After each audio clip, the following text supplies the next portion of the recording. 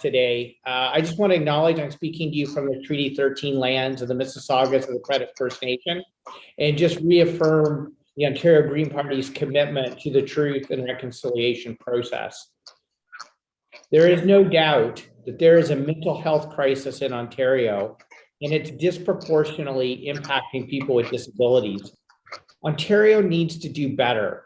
And that's why, as part of our new mental health plan, the Ontario Greens will expand mental health and addictions care for people with disabilities. And we will ensure that care is affordable, accessible, and comprehensive. A survey from the University of British Columbia showed that 82% of people with disabilities said the pandemic is negatively affecting and impacting their mental health. Lockdowns cut off many people with disabilities from their support networks and increased social isolation. Limited access to recreational spaces meant a decrease in physical activity. And job, economic instability, and inflation have intensified the financial pressures that many people with disabilities face. Research shows that adults with disabilities report experiencing frequent mental distress almost 5 times as often as adults without disabilities. And it's safe to say that everything is not okay for many Ontarians with disabilities. Yet, despite the Ontario Greens' pressure at Queen's Park, the Ford government has refused multiple times to raise ODSP rates, forcing many people with disabilities to live in legislative poverty, which in and of itself has a severe impact on mental health. If you have to choose between putting food on the table or putting a roof over your head, it comes as no surprise that the vast majority of people with disabilities are unable to afford mental health care. And that's why the Ontario Greens have been very clear. We are fully committed to doubling ODSP rates and making mental health care affordable and accessible for people with disabilities. That's how we build a more caring Ontario, where no one is left behind. I'd now like to introduce Elizabeth McGuire, Chair of the Campaign for Adequate Welfare and Disability Benefits in Hamilton. Elizabeth, thanks for joining us today. I think you're on mute, Elizabeth. Oh, sorry. No worries.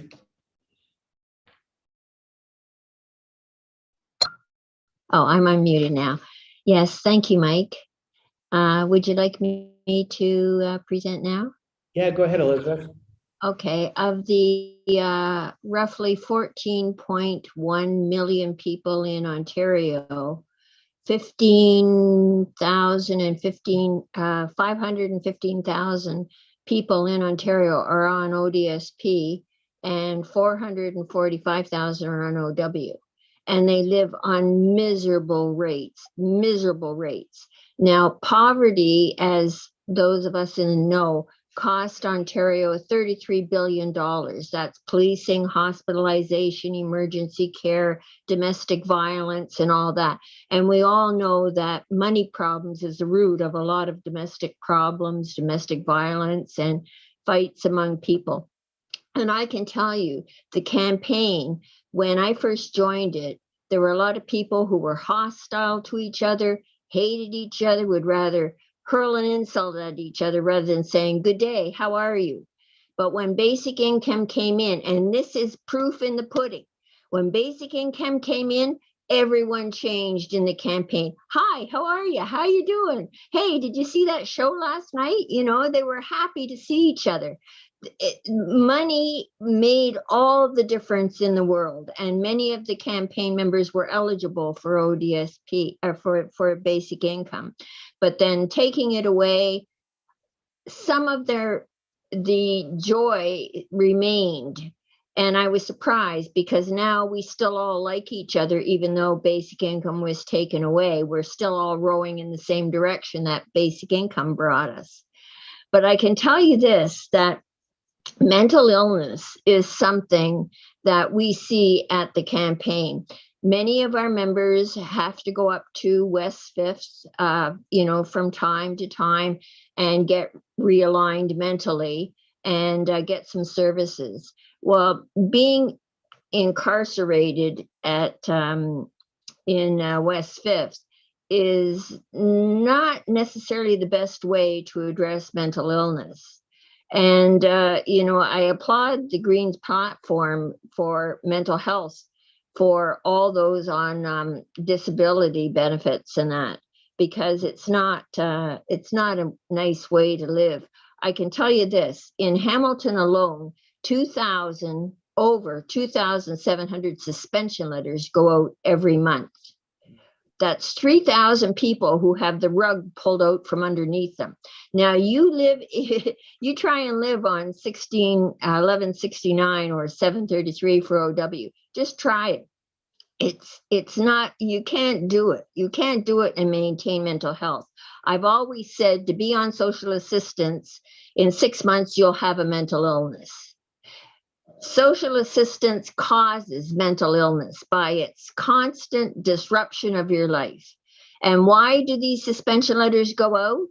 I'll tell you why. Because they need yet another copy of your birth certificate, yet another copy of your rent receipt, yet another copy of your bank statement, yet another copy of this, yet another copy of that. They all go into a big hole. So you're always running around trying to get a piece of paper to satisfy a worker who was withholding your check until you jump through these hoops. It's a terrible life. No one can live that life and maintain their mental health. It's a life of scarcity, of never being able to afford anything.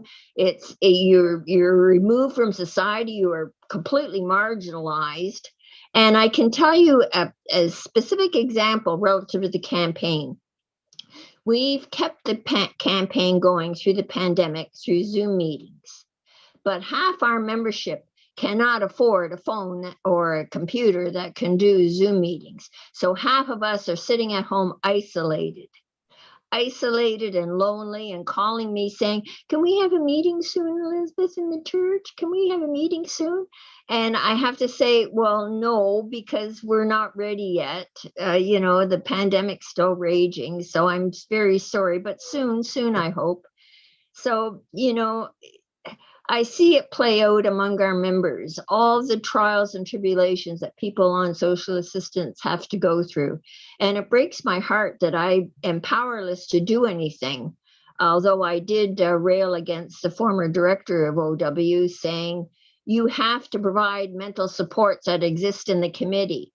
And workers have to recognize the mental illness in their clients and refer them and help them get the help. And bless his heart, he heard me, and he did train the staff to, recognize mental illness in their clients at that time.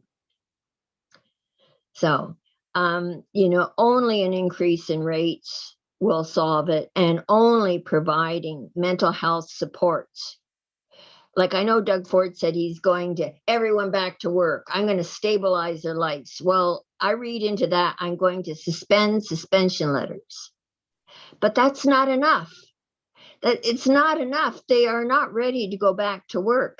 They need mental health supports. They need hugs and kisses and coddling for like 2 years before they'll ever be able to go back to work with the trauma that they lived through constantly losing their check and constantly being evicted because they can't pay the rent. So, yes, I know I said before that poverty costs 33 billion. Basic income cost 34 billion. So an extra $1 billion and everyone could be happy. But Doug Ford is so much, I don't know, wiser than us or whatever. He thinks people should still live on a pittance and it should be suspended regularly. Well, thank you so much, Elizabeth, for your advocacy, your support for people on social assistance, and thank you for sharing your experiences today with us. I appreciate it. You're quite welcome, Mike. Thank you for inviting me again. And we're happy to take any questions. Thank you. If you do have any questions, please use the raise hand feature or message in the chat. First up, looks like we have a question from Adam Donaldson from Guelph Politico. Adam, please unmute yourself and go ahead. Thank you. My first question is for Elizabeth. You know, what you're talking about is kind of like a wholesale realignment of a whole bunch of ministries, like the Ministry of Labor, the healthcare. You know, it's a much bigger job than sort of like throwing money at it or making some campaign promises. So, I mean, where would you begin? Where would you recommend, like, if someone running to be the next premier of Ontario wants to, you know, reorient the entire system to get to the goals you're talking about? What's a good first step? Well, I think first, you would have to increase the dollar amount that they get. Second, you would have to have affordable housing. And then you would, I think then you would have mental supports at the same time you're providing housing, and affordable housing, but nice housing, not a hole in a wall, but nice housing. And then I think after you've given them a little more money, you've got them a nice house, and you've supported them with mental health activities, then maybe, and only then, could they consider going back to work. But as I say, it would take a year anyway for anyone to stabilize themselves. But you're right, it does take a number of ministries to fix the system because it is terribly broken. And thank you, Aidan, for your question. Adam, sorry. That's okay. I'll throw a political question to Mike then. You know, again, this is a big systemic shift. But, you know, you have people suffering today, I guess, you know, and as you said, there doesn't seem to be much movement in the legislature right now. So from the political point of view, if something you would support, you know, what would be a good first step to start politically aligning these things and getting some of the goals that Elizabeth said completed? Yeah, thanks, Adam. I think first of all, I'll just say that I've always made a commitment to putting people before politics. And I think when it comes to addressing people facing poverty and being unhoused, sometimes politicians are told, oh, why are you talking about these issues? Because there's no votes. Well, we're talking about these issues because these are people's lives. These are our neighbors. And this is about putting people before politics. And I think Elizabeth, when she outlined the sort of priorities, I think she nailed it, actually. I was thinking, oh my gosh, it was almost like we had aligned our messaging without actually doing it. So, I mean, first of all, we're calling for a doubling of social assistance rates as a first step towards moving towards a basic income. And we costed that out, how to do that in our 2018 platform, and we will do that again in our election platform this time. Secondly, we put forward a housing affordability strategy that committed to building 50,000 permanent supportive housing spaces with wraparound mental health, addictions, and other supports. And we were honest with people about how we would pay for it. And finally, we put forward a mental health strategy just last week that outlines how we can expand mental health services and supports through OHIP and increase funding for community-based mental health services. So all Ontarians, but especially people with disabilities and on social assistance, can access those mental health supports.